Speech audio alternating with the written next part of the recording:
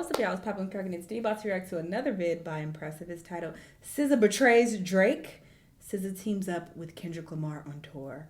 And Andrew Schulz sick comment about K. Dot.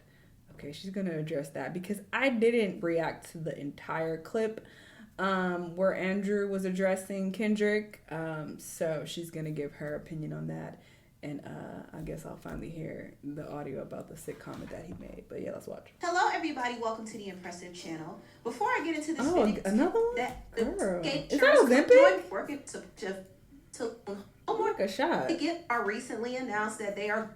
Is this Ozempic? Go to Raw. Weight loss journey. Oh, not her pushing Ozempic. Or a form of Ozempic. Oh. .co/impressive to get started today. Now back to the topic. SZA and Kendrick Lamar recently announced that they are going on a joint stadium tour together called the Grand National Tour next year. This is going to be all the rave. I'm actually excited for it. I've seen SZA in concert before. She's incredible. So I know she's going to put on a good show. And also Kendrick, in my opinion, is one of the best hip-hop performers out right now. I mean, top three, I would say him, Tyler, the Creator, and Doja Cat. They really give a show. But I know Kendrick is an amazing performer, and people are going to see that when he headlines the Super Bowl halftime show next year. Yeah, that's what I'm It's going to be a big thing, and it will definitely drive up the sales for this tour. I'm not going to this tour. I looked at the dates, and I'm going to be out of town. But even if I was in town, I don't know if I actually care, to be honest, about seeing both of them together. I just saw SZA. Well, not just, but I saw her like a year ago in Vegas with my family. And Kendrick, I don't feel like I need to see him on tour, to be honest with you. And I mean, I listen to his music. I like some of his music, but as far as an actual show, I don't feel like I need to do that. I wanted to go to the pop-out show. That was like a whole LA moment. That was a very specific type of event that I definitely wanted to go to for the whole LA unity of it all. So that's why I was bummed that I missed out on that. But as far as like an actual just regular concert, I'm not pressed about not going. I don't really care, to be honest. I will say these prices are a bit high. They are high, so I do expect this concert to be top notch. I don't want them to spare no expense and I'm not willing to pay and put it on the best production as possible. And to be fair, I'm not a huge concert person anyway. I don't go to a whole bunch of concerts. But as far as paying a lot of money, the only person I paid a lot of money for is J. Cole and Beyonce. That's it.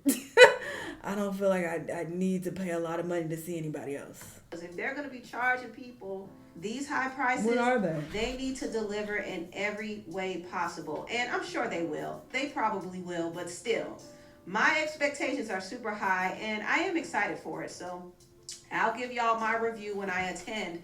Now, I do want to talk a little bit about some people having an issue with SZA doing this tour with Kendrick, because they feel like she is betraying Drake. Oh.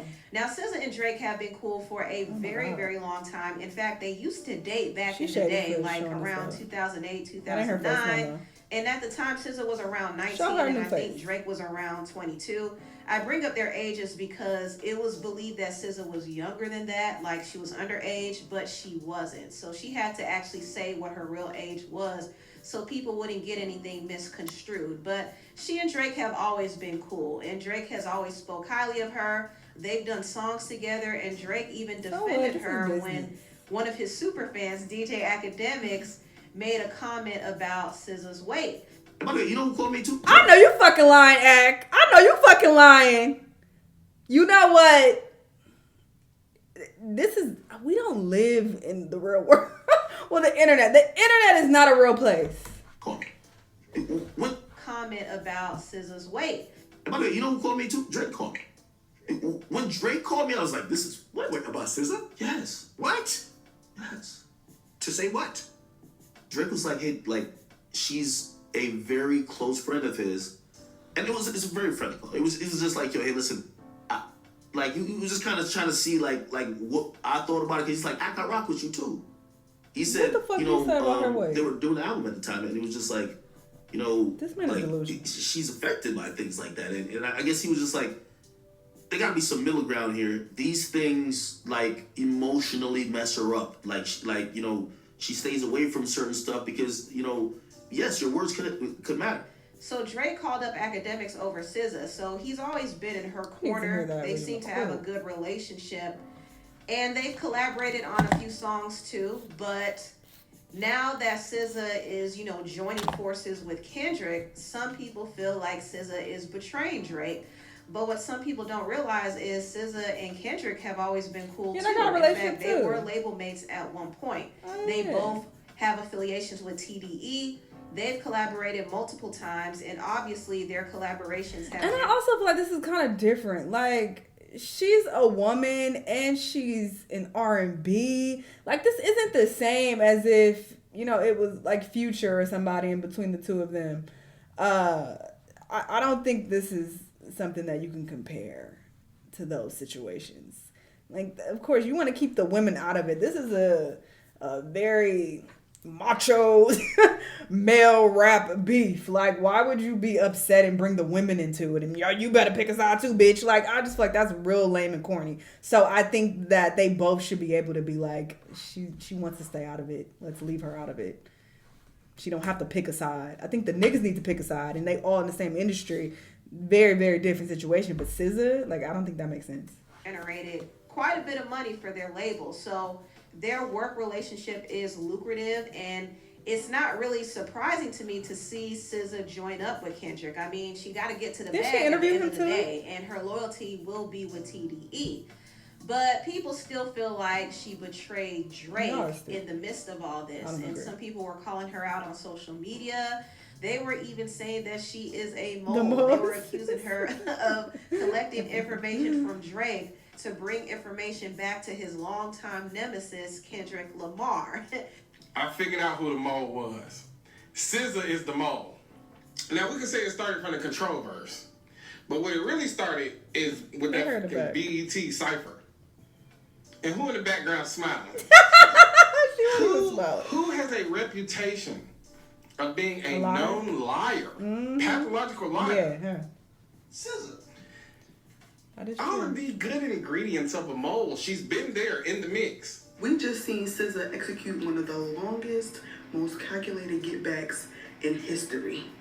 Okay? Get back for what? If y'all remember correctly, Drake was the one that was bragging on his mans and dropped SZA's name about the relationship that they had with each other back in the day. She fake forgave him.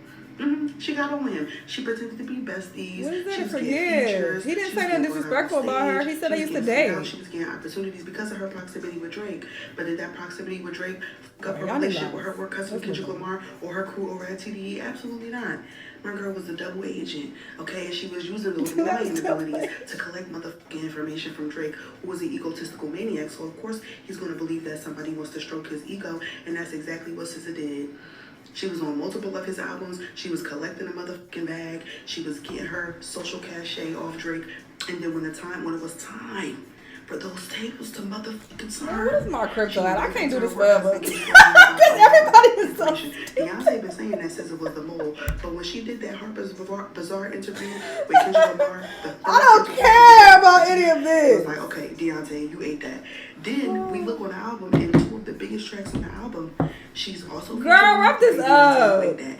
Now she's headlining the tour with Kendrick. This is funny. Do y'all really think SZA was a double agent this whole time?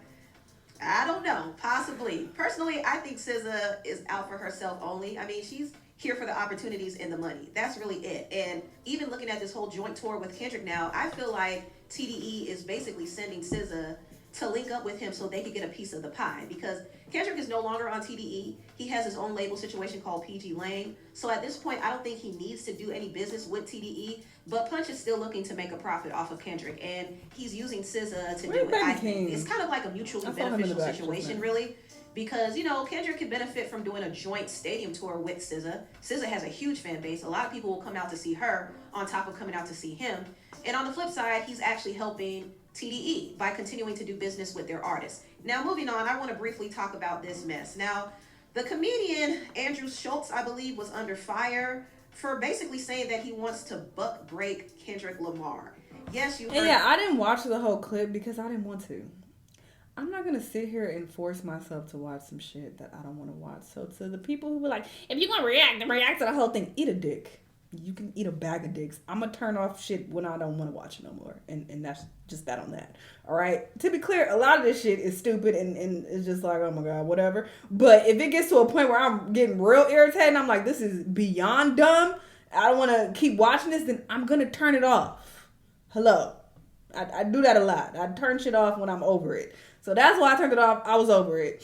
But shout out to people who were respectful and nice and saying, oh, you didn't get a chance to react to the whole thing, but this is what Andrew said. He said that he would grape Kendrick. And I was like, oh. So I know because people told me, but I still haven't heard the audio. So I don't know if she'll play it or she's just going to talk about it. It seems like she might play it.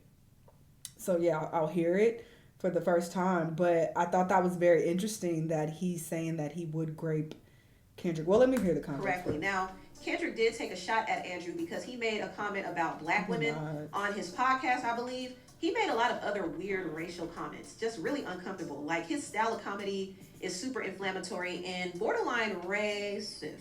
But on his show, he made a comment about the black girlfriend effect, which is a trend on TikTok where, black women get praised for elevating their partner's looks and their style. And Andrew all these people got fun. Especially this one in the bottom right corner. That topic as a way to take cheap shots at black women. What is the black girlfriend effect? You don't know about the other culture. No, I can't listen. That's girl saying, don't let no white comedian talk about no black woman. That's law. And I'm glad that Kendrick said that. He didn't call Andrew out by name, but he definitely put him on notice and said, listen, we're not rocking with that in our culture. Now, it would have been smart for Andrew not to respond to this, but he did. And he made some very disturbing comments.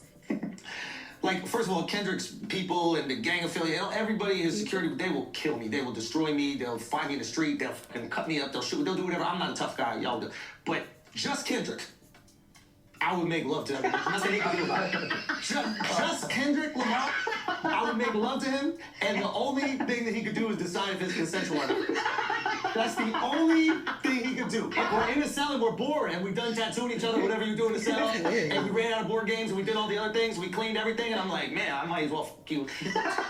There's nothing he could physically do to stop that. Like, the only reason he got security is to stop people from having sex with him whenever he wants. This was so crazy, and I didn't play the full And that's also really strange for him to say as a white man, because it makes me think of buck breaking. How slave owners used to grape black men who were out of line, and they would grape them a lot of the time in front of others to humiliate them and keep the other black men in check. Like, hey, if you disobey, you be defiant, this was gonna happen to you. We're gonna grape you publicly at that. So it's odd for him to state this. I feel like that was probably the intention. He knows what he's doing, because when have you ever heard a man insult another man by saying that he'll make love to him and grape him? Because he's saying, oh, it's up to him to decide if it's consensual or not. Like, just say what it is. Just use the word. You want to be so racy, then just say what the fuck it is. Trying to tiptoe around, I'll make love to you, and you say if it's consensual, you want to grape him. Okay, cool. But who uses that as an insult? That doesn't make a lot of sense. So I feel like that's the racial undertone. That's why he said it. But he kept going on and on. It was just like very... And again, it's not even funny. Nobody's offended, because obviously you're not going to grape him. Nobody's mad or triggered. You're just so unfunny that it's frustrating to sit here and listen to you. Like, it's... And then you have the people laughing in the back, which makes it even more irritating, because the laughs also sound very forced. This is just it's not good comedy. So it's like... disturbing. He's literally joking about R-ing another person, another man. And it goes deeper than that. It has layers racially because, historically, white slave masters used to buck break their black male slaves. So it's weird to hear a white man say that about another black man. And people called him out on it. Meek Mill called him out on it. Ice Cube's son, O'Shea Jackson, called him out on it. Oh, I saw a video. Also, Somebody told me to react to Peter it. Rosenberg called him out too, but he more so was defending Kendrick against the claims that he doesn't care about uplifting the culture and uplifting black women. So people are not here for Andrew's comments. Somebody told me to react to honestly, that I would video. like for his business partner, Charlamagne the God, to really speak up about this, because Charlamagne is definitely the reason why some people in the black community know Andrew, because he did a whole podcast with him and made him feel comfortable to speak on black culture and black music. And he really... I feel like this is when Andrew used to kind of be funny. I don't know what happened. I remember reacting to clips and I thought that he was kind of funny. I'm like, oh, okay. I don't know what happened. Maybe he ran out of material. I'm not sure. Doesn't have an but it got real corny. To speak on those things because he's not a part of it, nor is he knowledgeable about it, nor does he respect it. So I do think Charlamagne should check his buddy, but I don't know if Charlamagne's words are going to be effective. He a grown man. Yeah, what the fuck? But when Kendrick responds to Andrew, it's going to give him the reality check he needs. And he probably is going to have to beef up his security when he comes to LA. Anyway, tell me what y'all... I doubt Kendrick will say anything to this peasant of a man. But yeah, very strange. But more than anything, unfunny. That is the key component when it comes to comedy. It needs to be funny. You can say the most outlandish, over-the-top shit. You can get real dark with your humor if it's actually funny. Because you know people will do that, laugh and be like, oh shit, that's fucked up, but that's funny. But when it's not even funny, it's just like... I don't get it, but sure. I doubt K-Dot will ever respond. SZA on tour with Kendrick. I know a lot of people are excited about it. I do wonder what the ticket prices are, though, because she's like, oh, she kept emphasizing that it's so expensive. So I wonder how much it is. If you bought a ticket, let me know how much you paid. Anyway, let me know what y'all think. Let me know what other videos you want to watch, and I'll see y'all the next time. Bye!